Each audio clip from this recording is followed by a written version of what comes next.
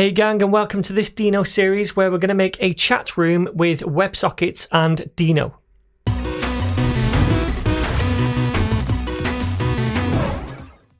Now, just really quickly before we start the tutorial, for those of you who want to support the channel and join the gang officially, you can do by clicking that join button right here. It's just 99 cents or pence per month, and you get these cool little ninja loyalty badges next to your name in the comments down below when you leave a comment.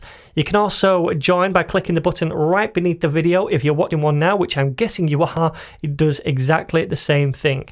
Alright, so now that's out the way, let's get on with the tutorial. Alright then, so first things first, what are WebSockets? Well, basically, WebSockets are a way to connect a browser to a server and then allow bi-directional communication between them. Now, it also allows for real-time data flow between the browser and the server as well, without refreshing the page. Now, bi-directional just means that data can flow in both ways, so from the browser to the server, and also from the server to the browser. Now, I think the best way to explain this a bit more is by looking at an example.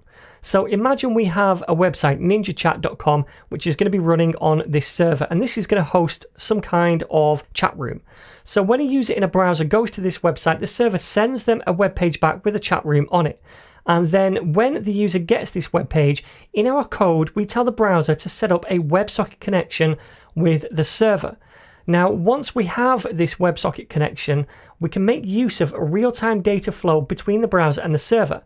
So the browser can send data to the server, and the server can send data to the browser. And this can happen over and over in real time without the need to ever refresh the browser. Now, imagine that other users around the world also go to this website as well. They get the same web page back, and each time their browser sets up a WebSocket connection with the server.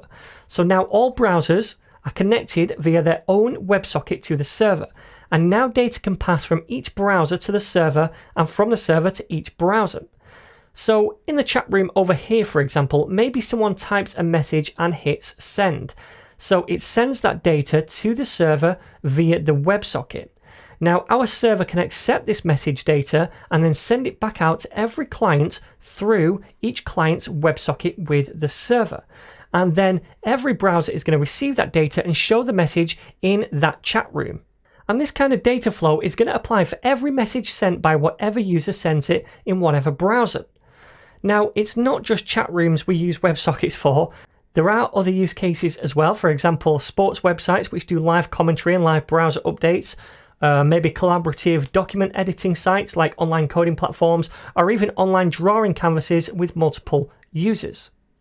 In this series, we are going to be building a simple chat room where people can enter in their names and they can type messages to each other. But also what you learn in this course can be applied to other types of websites which use WebSockets as well. Now, before you start this series, I would highly recommend that you already have a basic understanding of Deno, because I'm not going to be going over all of the basics in this series. Now, if you want to learn Deno from the ground up, I've got a Deno Jumpstart tutorial series on this channel, so I'll leave the link to that down below, and you should definitely check out that first of all, then come back here. I'm also going to be using TypeScript in this tutorial, and if you want to learn more about that, I've got a full TypeScript tutorial right here on YouTube as well, so the link to that is also going to be down below. However, if you're proficient in JavaScript, then I think you're going to have no problem following along with this tutorial either. Now, I've also created course files for every single lesson in this series, and they're found on the Deno WebSockets GitHub repo. Now, I've done a different branch for each different lesson because every lesson has different code. So if you want to see the code for lesson 3, for example, you go to the lesson 3 branch and you're going to see all of the different folders and files, and the code in those files are right here. And also, I'm going to be using Visual Studio Code as my text editor of choice. You don't have to, but if you want to, you can download it from code.visualstudio.com by clicking this button right here. So the first thing I'm going to do is open up a project folder right here, which I in fact already have done, called Deno WebSockets. And I just want to do some basic setup for this project, so just create the files that we're going to need. So the first thing to do is to create an app.ts file, and this is going to be where all of our server code lives later on that we're going to run through Deno. I'm also going to create a new folder called public, which is going to be the folder that essentially is made public to the browser. So anything like HTML files is going to go inside here. Speaking of those, let's create an index.html file. This is the file which is going to be served to the browser, and it will eventually contain the chat room on it. For now, all I'm going to do is say doc and then tab. That creates me this mini HTML boilerplate, and I'm going to change the title right here to Ninja Chat.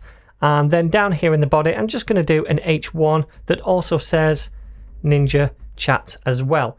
Save that, and in fact we'll just do two more things. I'm going to add a style tag right here because in the next lesson we're going to create this template and we'll be adding styles. And also at the bottom we want a script tag for any front-end JavaScript that's going to interact with this page, and also set up WebSockets on this page later on as well. So now we've got that sorted, we're ready in the next lesson to dive in and create our Deno server right here.